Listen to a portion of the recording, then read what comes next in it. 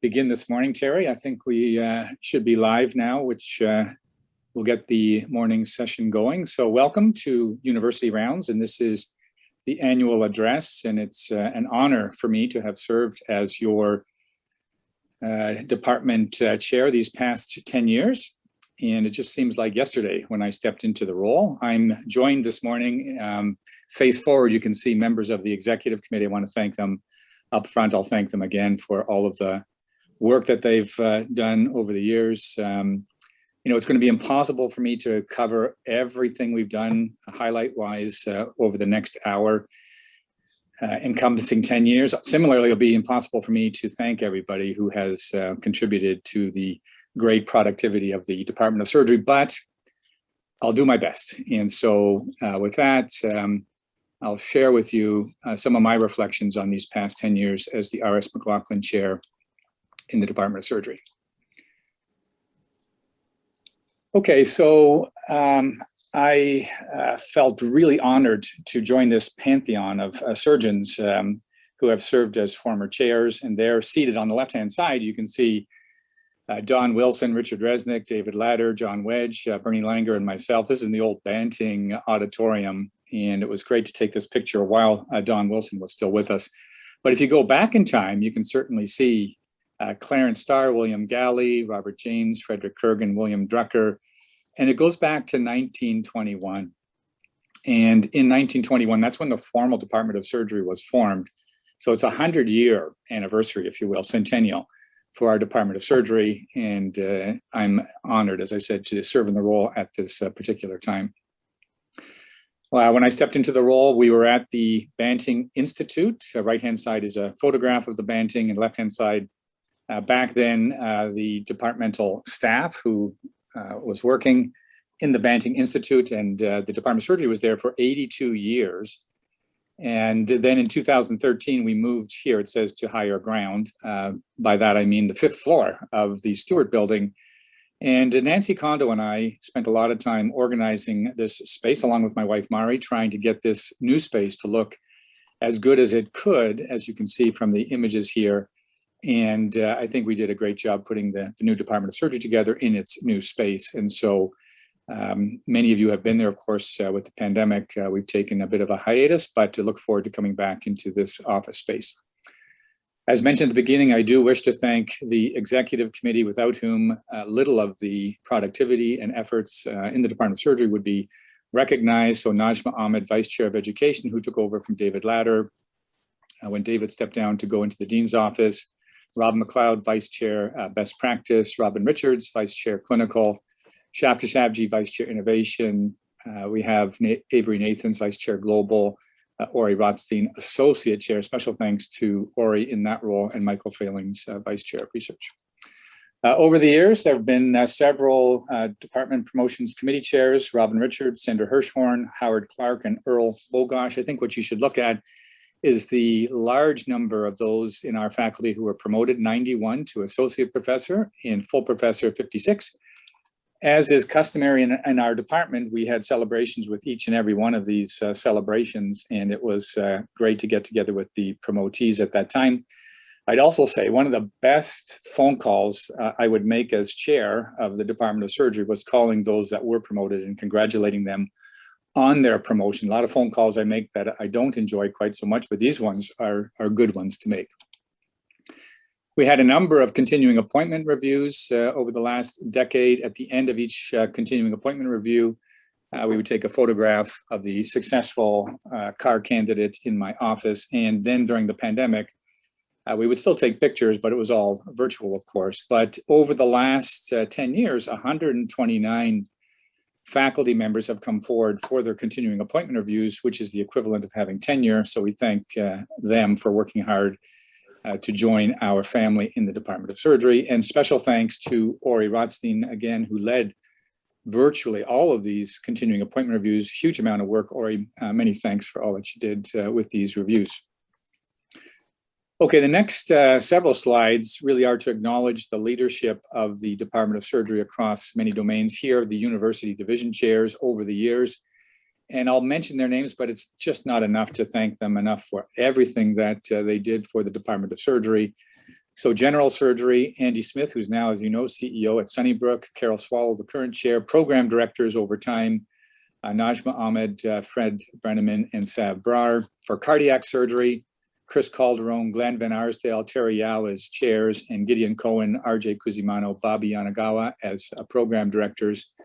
For neurosurgery, chairs, Andres Lozano, Gellerizade. For program directors, Abayo Kulkarni and Nir Lipsman. Urology, Sender Hirschhorn and Neil Fleshner as chairs, and as program directors, Rob Stewart and Jason Lee. Vascular surgery, Tom Lindsay, Tom Forbes, and program directors, George Oriopoulos, Alyssa Greco. And orthopedics, Ben Allman, Peter Ferguson. Peter started as program director before becoming chair. And Markku Nusiainen and Jeremy Hall. Plastics and reconstructive surgery, Dimitri Anastakis, Chris Forrest as chairs. Program directors, Mitch Brown, Kyle Wamsell.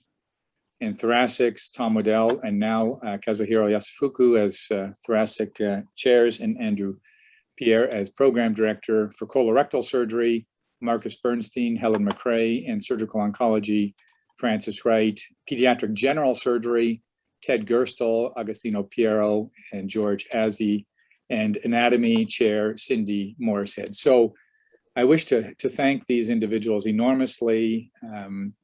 Being a university division chair or program director is a huge responsibility, and also comes with it various mandates and tasks which can only be appreciated and understood by these individuals, but I also understand and appreciate, and thank you very much for all of your efforts. As for surgeons and chiefs, at the hospital leadership level, at Sunnybrook, Robin Richards, Avery Nathans served in the role. At Sick Kids, James Wright, Chris Calderon, Jim Drake. At Women's College, John Semple, now David Urbach. Mount Sinai, Jay Wonder served the 10 years as the surgeon in chief, and same with Schaff at UHN.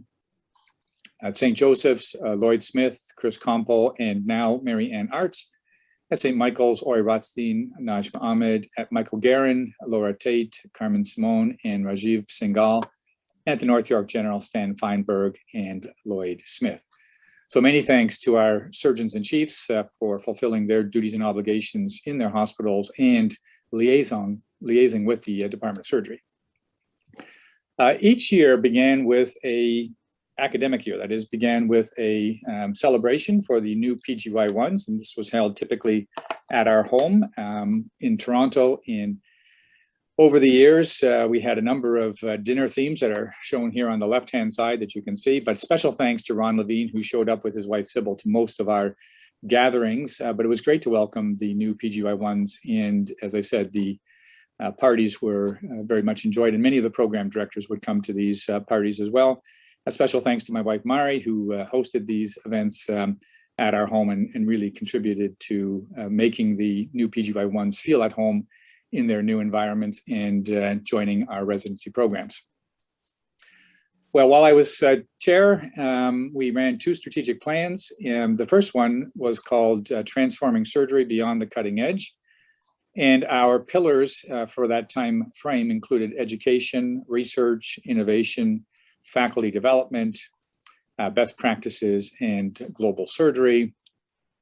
And the next strategic plan from 2018, still current now till 2023, is entitled Aspire, Advance, and Achieve. And you can see vision, mission statements, and the goals and our supporting strategies. And I wish to acknowledge Joanna Giddens, who was hired newly into this role to be a strategic planning coordinator implementation hire, and also has helped us in so many other capacities.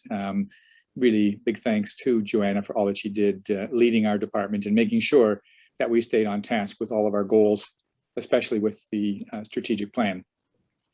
So the current pillars of the strategic plan are listed here: research, education, best practice, global outreach, innovation, and faculty development. And the supporting strategies include communication, awards and evaluations, and advancement. And I thought what I could do to summarize these past 10 years is to take you through a bit of a journey through each one of these pillars to show you what we've been able to accomplish. We'll begin first with research achievements, and special thanks to Michael Failings and the research committee for leading the charge and taking our research program to an all-time new level. Michael working with Andres Kappas, Associate Vice Chair, and more recently, Mark Jeschke, who's the Director of Translational Research. There was a tremendous focus on the Surgeon Scientist Training Program. And these items include the SSTP Career Night, Meet and Greet, grant writing workshops, town halls, orientations, and so on. And these are fairly new for the Surgeon Scientist Training Program. And Michael, special thanks to you for leading the charge with the Surgeon Scientist Training Program. And again, thanks to all the research committee members who contributed month by month throughout the last 10 years for our research enterprise. Michael often shows this slide at Galley Day, but you can see the numbers of continuing SSTPs.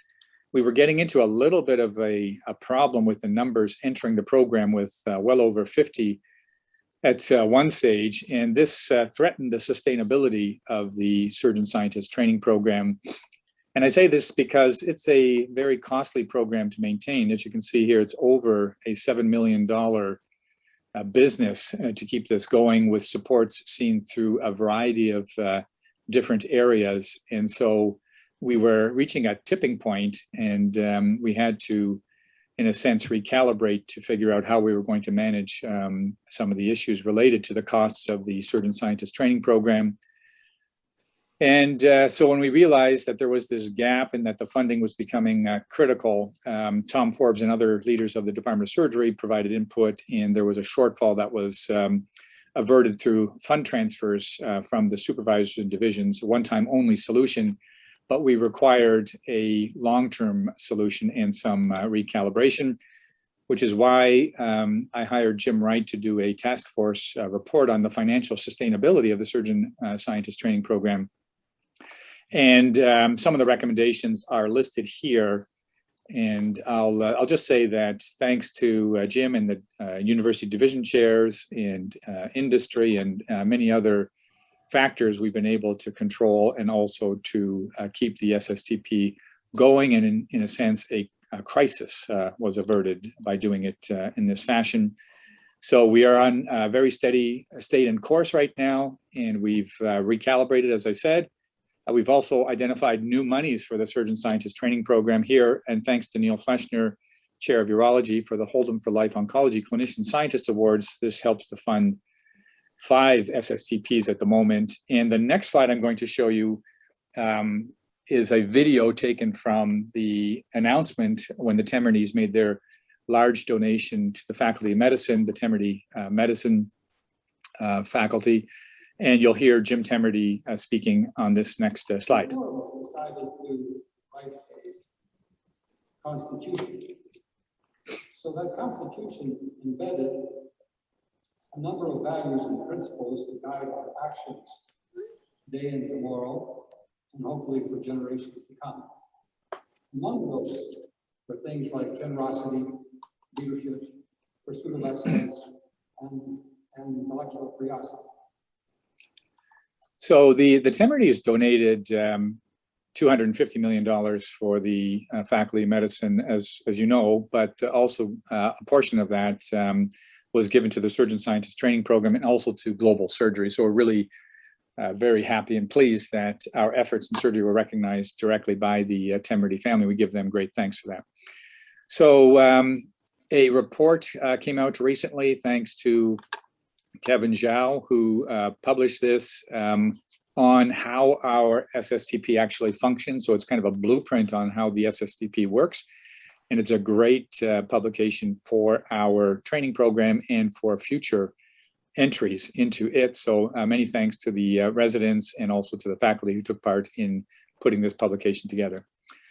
We also give thanks to Amir and Michael Dan for their leadership gift with the Brain Tumor Bank Initiative. This allows brain tumor specimens from across the entire campus to be collected, stored, electronically managed, and also shared between sites so that research can continue.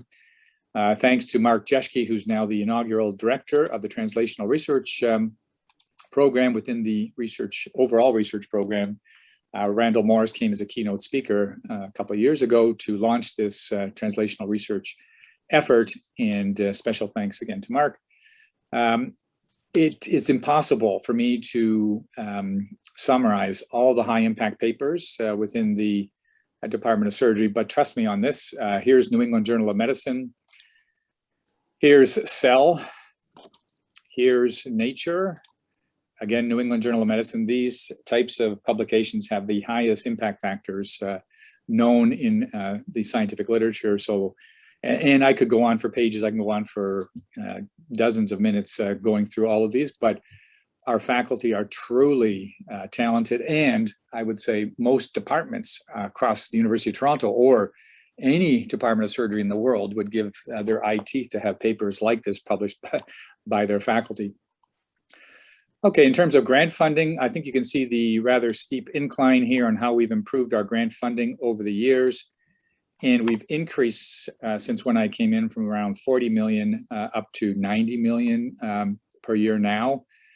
And the number of publications has been fairly steady with almost 1,500 papers per year, which is phenomenal and prodigious productivity on behalf of the Department of Surgery. So thanks to all of you for getting your academic work published and out there so that others can see it.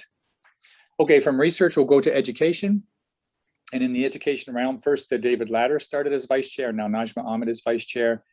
We established 3 new named lectureships in the last decade. So the Balfour Lecture, David Balfour was a surgeon at Mayo, and interestingly, he's from Toronto, but after he stepped away from Mayo, he gave a donation to the Department of Surgery. It was just found by me when I was department chair, so we set up a lecture in his name and honor. The Ben Allman Lectureship, named after the previous Vice Chair of Research, and then the Rob McLeod Lectureship in Clinical Epidemiology. So very happy that we have those new lectureships established in the department. The Royal College Accreditation, this is something that all chairs worry about, and necessarily so. But in terms of accredited residency programs, all surgical programs in the Department of Surgery are fully accredited following the most recent site visit. So I'm absolutely thrilled by that. Again, special thanks to the program directors and special thanks to Ron Levine, who served with me these past 10 years and before. So Ron, many, many thanks to you for making this a reality and for giving us a clean slate moving forward into the future. There aren't that many departments that can claim this within the University of Toronto, so I'm really pleased that we can. And Ron has just stepped down from his role and will be taken over now by Moji Hodai, who's the new director of PGME, and looking forward to seeing all that Moji will fulfill in this role. And special thanks to the Postgraduate Education Committee for their efforts with postgrad efforts and accreditation over the last 10 years. We had surgical foundations, and here's the prep camp that you can see on the top right. The lecture series, I happened to attend quite a few of these lectures over the course of time, and this one was on biostatistics, but a great lecture series. Now a lot of focus on competency by design, as you know, and special thanks to Mark Wheatcroft, who's the director of Surgical Foundation, all that he's accomplished in his new role as the director of this important program. For undergrad, I began working with George Christakis. He was followed by Jeremy Hall and now Jory Simpson.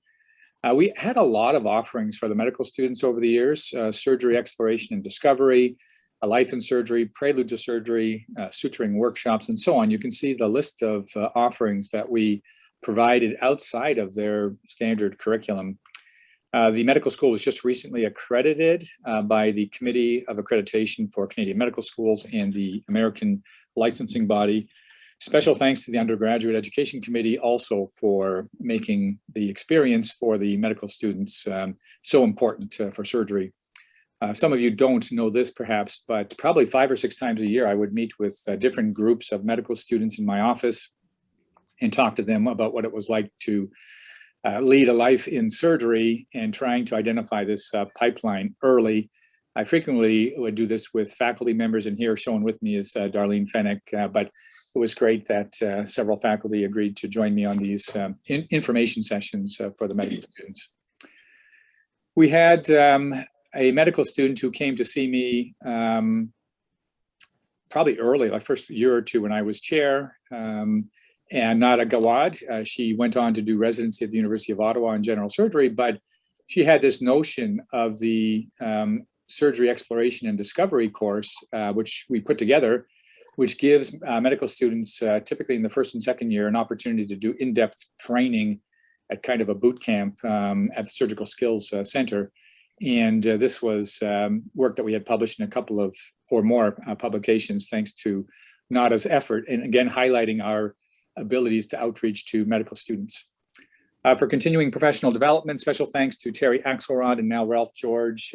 These offerings are wonderful from the Department of Surgery across all the divisions, and we're the envy of many of the departments who don't have nearly so many offerings like this that we can bring forward to educate our faculty across the campus and from outside as well. Thanks to Ori Rotzing, we put together a Education Scholars Symposium. And this is, again, to put more focus on our educational efforts within the Department of Surgery. And we'll continue to do this going forward into the future, but this gives us a great chance to convene specifically for education purposes within the department. We established a joint medicine and surgery lecture. I spoke with Jillian Hawker, who's chair of medicine, and we put this lecture series together. The first lecture was on colonization on the health of Indigenous people by Michael Dan, and subsequently we had this lecture on burnout and resiliency. But this is a good way to bring the two of the biggest departments together, clinical departments within the Faculty of Medicine. And I think it's timely that we were able to do that. Valuing our teachers was something that came out of a task force that we belong to, and I'll leave this on, you can read this, but essentially there was a lot of despondency amongst our clinical teachers that they weren't being recognized for all of their efforts. And so this task force led the way to try to establish ways that we could bring more attention to, acknowledgement for, and also benefit for the teachers within our faculty. Special thanks to Melinda Musgrave, who's the Director of our Education Evaluation, who's keeping track of all of this and is enumerating all the great work that our teachers are doing within the Department of Surgery. Okay, from education, we'll go to best practices. And many, many thanks to Robin McLeod for leading this. She's been very interested in this long before I became chair in surgery, but since becoming chair, she has agreed to move what was best practices in general surgery to best practice in surgery. And Emily Pearsall, who's the manager of best practice. You can see the guidelines that are listed here. I encourage all of you to use these guidelines. They're a fantastic resource, and they came out of the University of Toronto and have helped, I know, residents and fellows, and they should help all of us to do the best we can with our patients. Here are the top 5 things that surgeons can do to improve the surgical experience for patients. There's a best practice newsletter that you can see here. Current work includes patients undergoing abdominal surgery now at this time during COVID-19. The use of pain medications at discharge, and attention to the opioid crisis, which you're all aware of, and great work that Robin and her team is doing. And most recently, Robin's very interested in environmentally sustainable operating rooms. And this was a subject of her presidential address for the American Surgical Association. And Robin is leading the charge with this now, and is a very active initiative in best practice.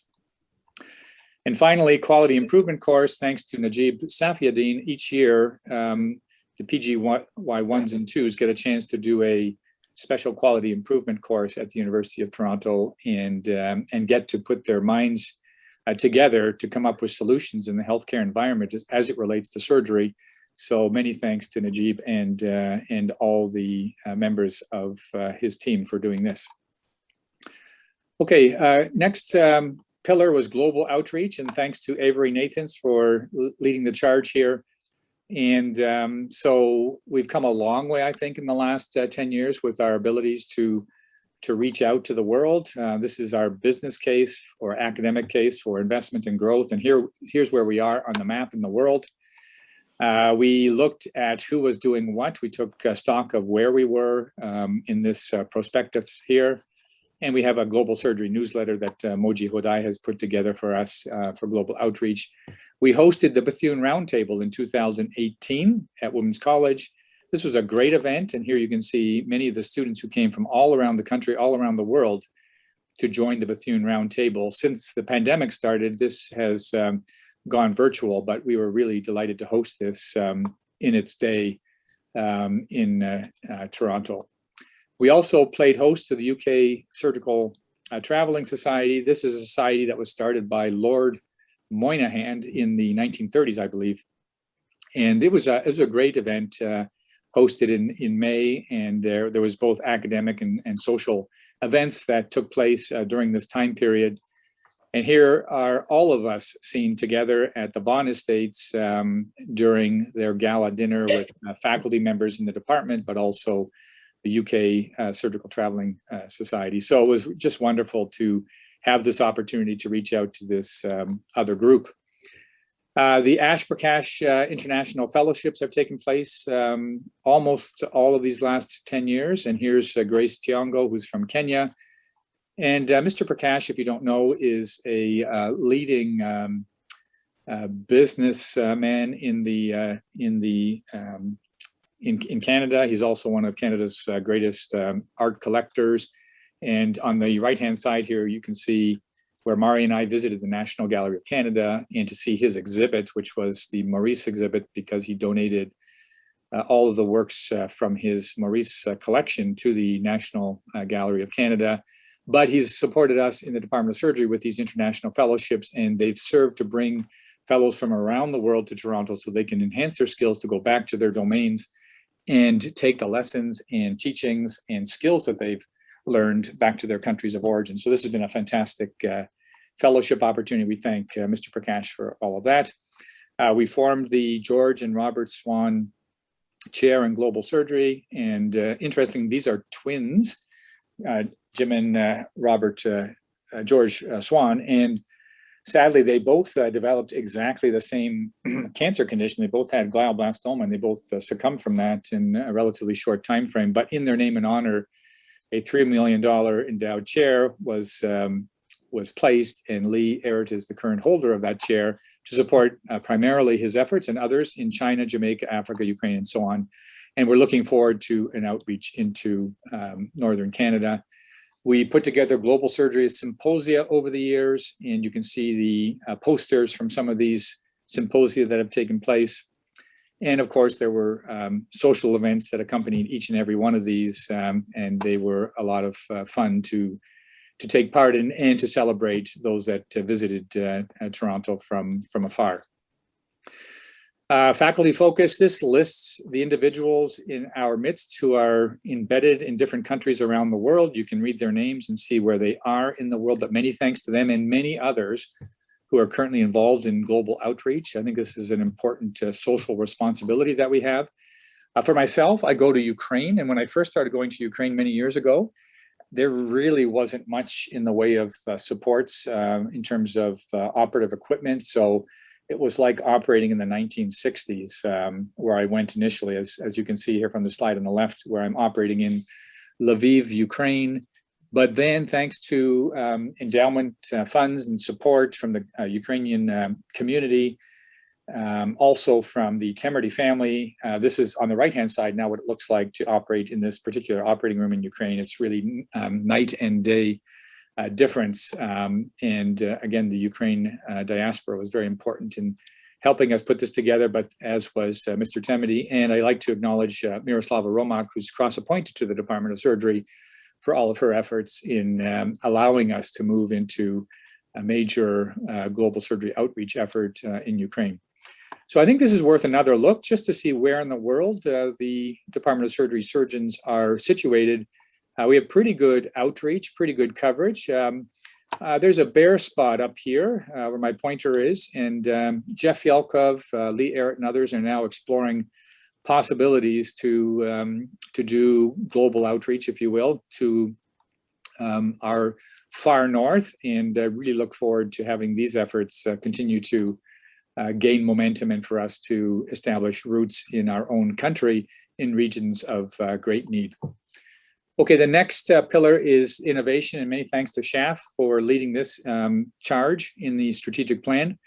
Here are some of the individuals who have definitely been extremely innovative in their surgical careers, and I'm listing their names for you there to see. We've had a number of success stories. This one in particular, Victor Yang in neurosurgery, developed Health Canada and FDA approval for his 7D surgical system, which is a navigation system based on photonics or light sources. So this went from concept to market and now is a device that's sold to surgeons that wish to be more precise in the way that they do predominantly spine, but also cranial surgery. Mark Jeschke has shown us the way with his 3D printing of skin sheets, skin cells that can be used to treat large and severe burns. We have a blueprint for success in taking technologies from essentially from concept into the operating room. And this involves this transition, if you will, from research to innovation to translational research. So many thanks to Shaf for leading the charge. Faculty development is the next pillar, and want to again thank Ori for leading the charge with this particular pillar, which he's been very interested in over the years. But we had Faculty Development Day as listed here on these posters. A little bit of a hiatus with the pandemic, but we are getting back to it this year in a virtual format.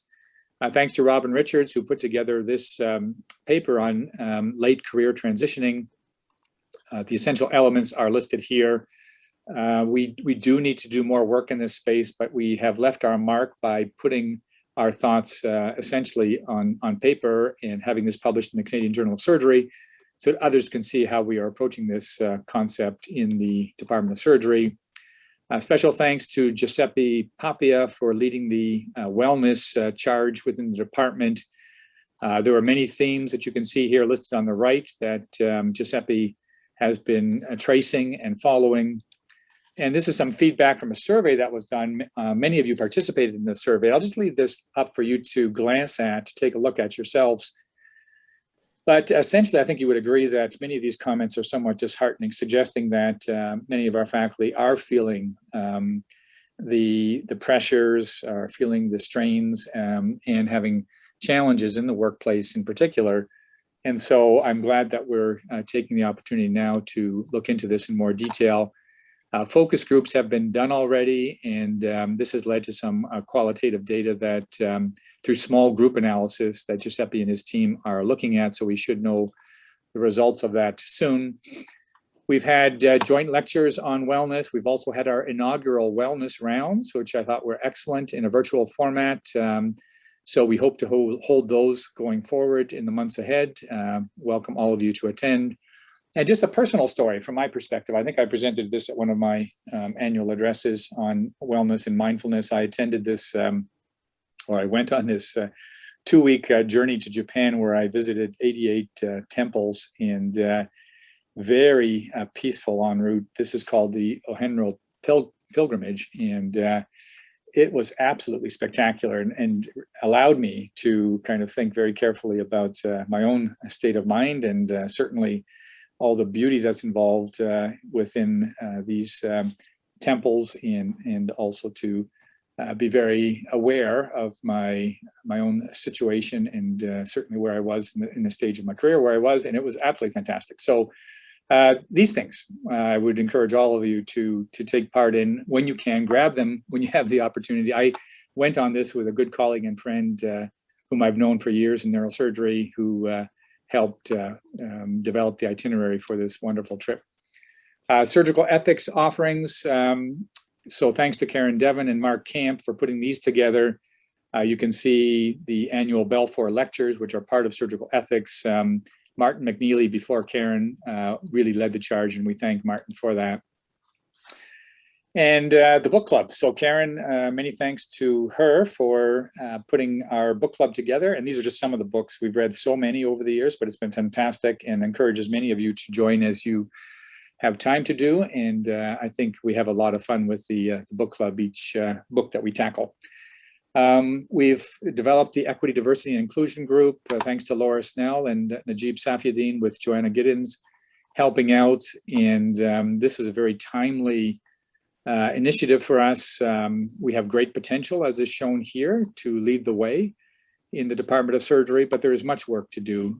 Here's a question about, I believe my ability to influence workplace decision-making is not affected by my gender, identity, race, ethnicity, age, etc. And you can see that this question is answered quite differently depending on whether you're male or female. There's a lot of work for us to do in this whole space of gender parity in surgery and gender equity.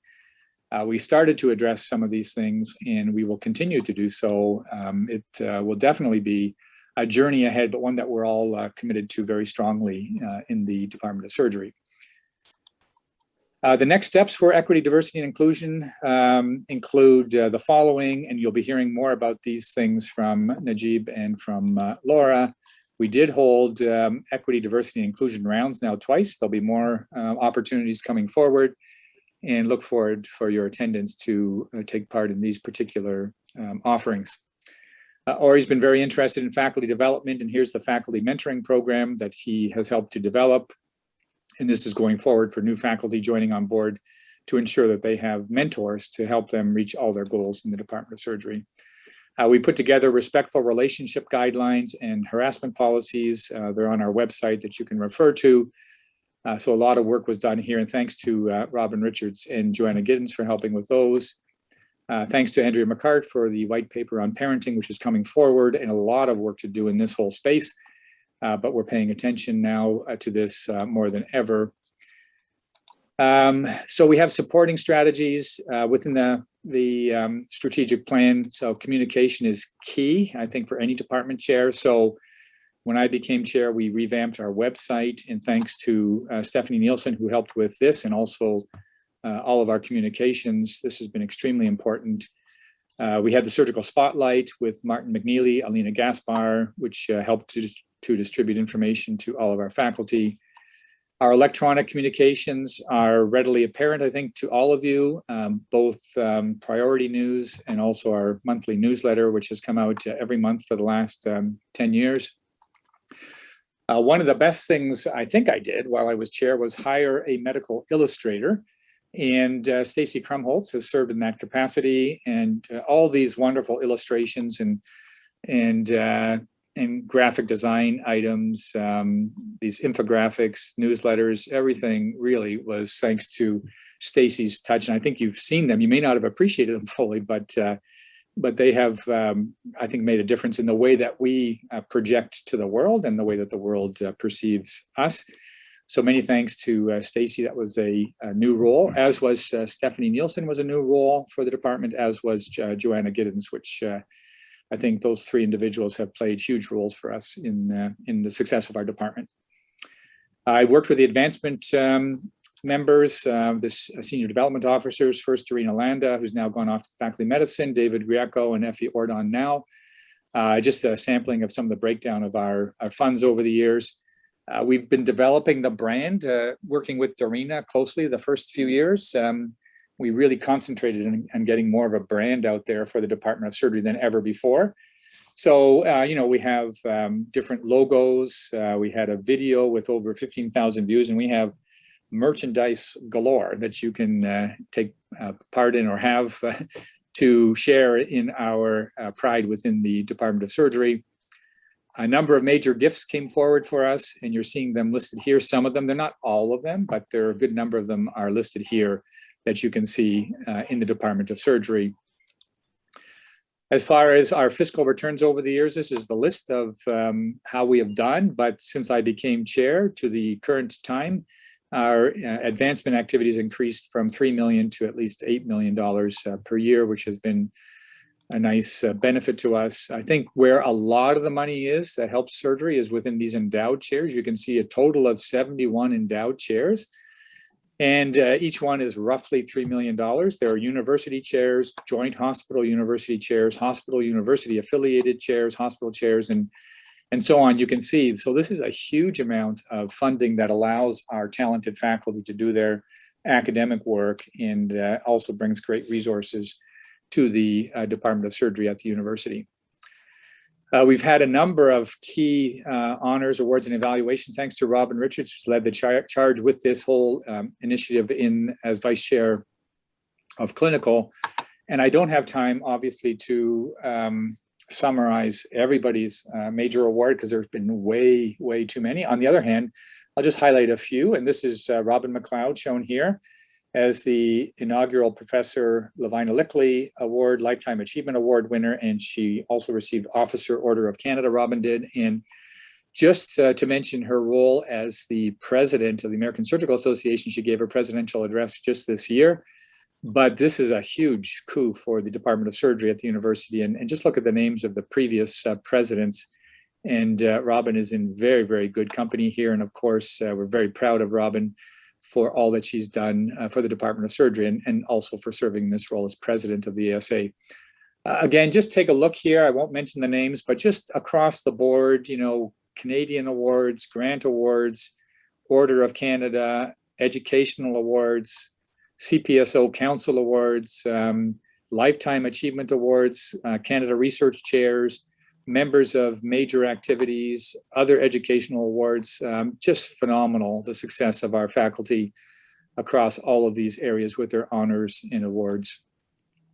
Recently, thanks to this recalibration I mentioned at the beginning with the Surgeon Scientist Training Program, we've been able to recoup funds within the Department of Surgery, and we've also established these Department of Surgery Merit Awards, and these are the first recipients from 2019 and 20 listed here. And what these particular awards bring are salary support, $25,000 a year for 2 years, and we'll keep on doing this since we have the capacity to do this in the Department of Surgery, and this is the first time that this has been done within the department.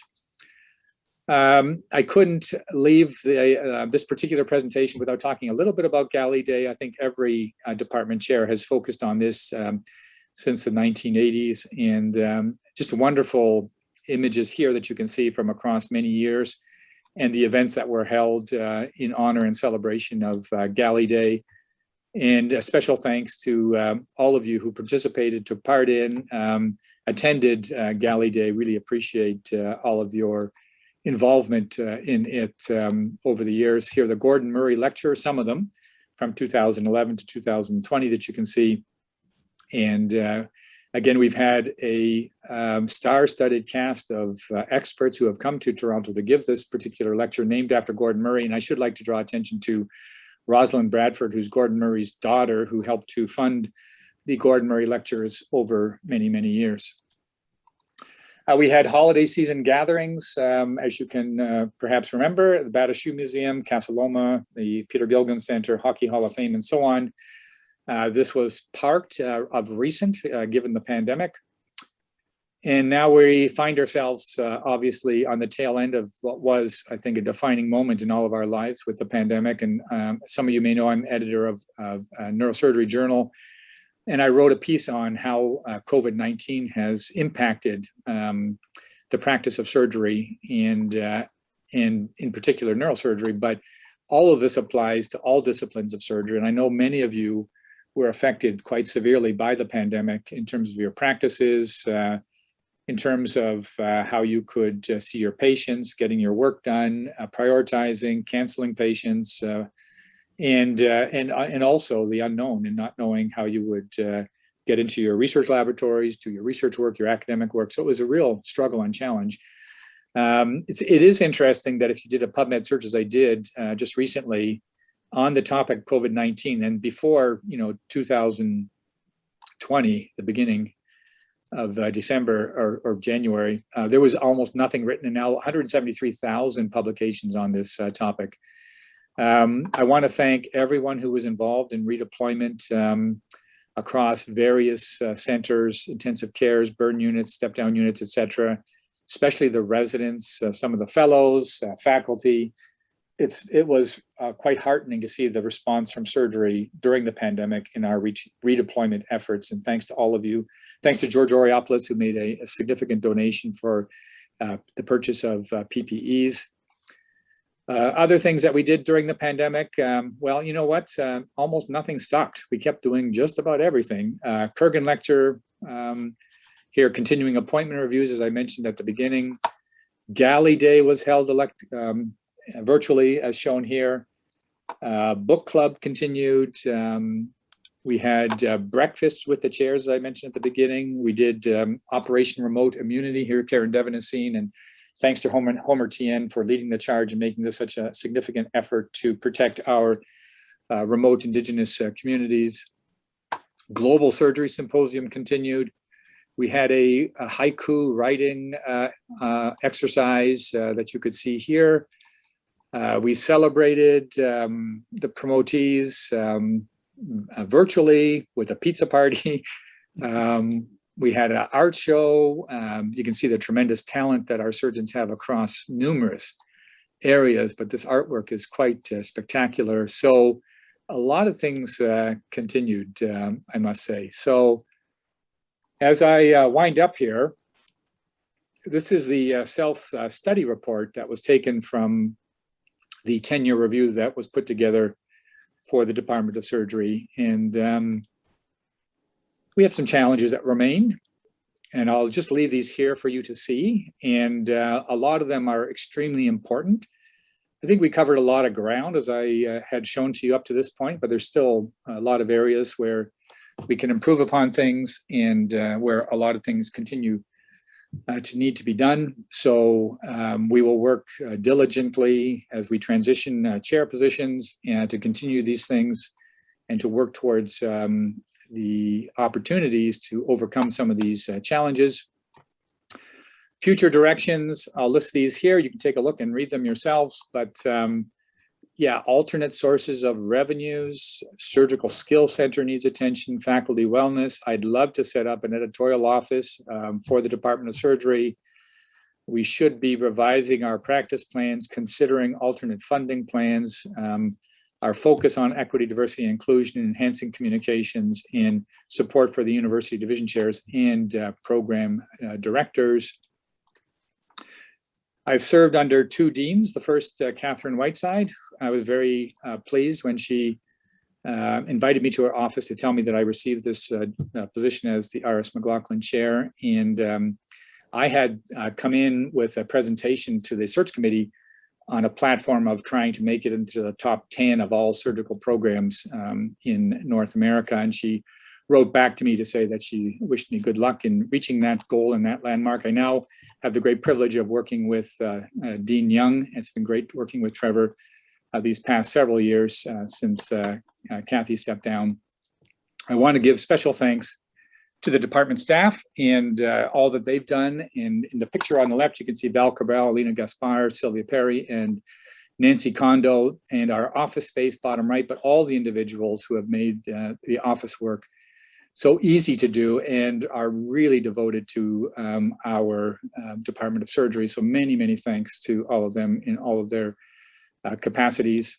And then, you know, finally, family, I wish to thank my dear wife, Mari, whose grace, love, and support have made it possible for me to conduct the activities within the office of the chair throughout our married lives. But in particular, these past 10 years, Mari has served as my moral compass, guiding me to make the right decisions, even at the most challenging times. I know Mari is watching today, so I just wanted to say, I love you, sweetheart, and I can't wait to see where the next 10 years will take us on our journey through life together. And my children. So this kind of looks like a continuing appointment review picture, but in fact, it's my kids in my office. And so Marissa on the left, Daniel in the middle, and Hannah on the right. They are launched in their own professional careers, but this picture was just taken this last week because we had not seen them for almost 2 years. They're all on the West Coast now, and it was wonderful to have everybody together. I know this is a very similar family story to all of you, where your children, if they've moved away, were not able to come back because of the pandemic. So this was an amazing opportunity for us to reconvene and to remember each other and how much we value seeing each other in our family.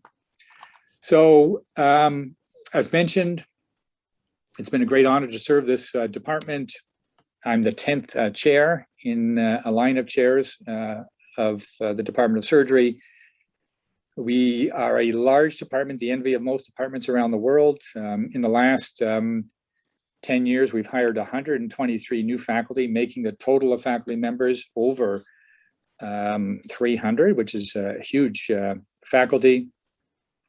I've had the opportunity to get to know many of you, probably most of you, and I look forward, before I step down, to getting to know as many more as possible. I cannot thank all of you enough for all that you've done for the Department of Surgery to place us in the upper echelons of rankings within the Department of Surgery. As you can see here from this US News and World Report for global university rankings, now for the second year in a row, the University of Toronto is ranked here 4th position, which is truly spectacular. So I'm really delighted that we've achieved this tremendous recognition in our department. I know there is much more unfinished business, as I mentioned to you, and that will continue even while I hold the chair position until the transition takes place, but also as I move forward, I have some unfinished business myself that I'll be looking after in the years ahead. But while I still am in this capacity, don't hesitate to reach out to me for any item that needs attention. I'm very happy to help out in any way possible. I thank all of you for attending this year's 10-year retrospective. I hope you enjoyed seeing where we've been, where we've gone, and where we are going. And I wish all of you that all of your goals and dreams come true in your surgical careers, and look forward to seeing you throughout the year this year. Thank you for your attention.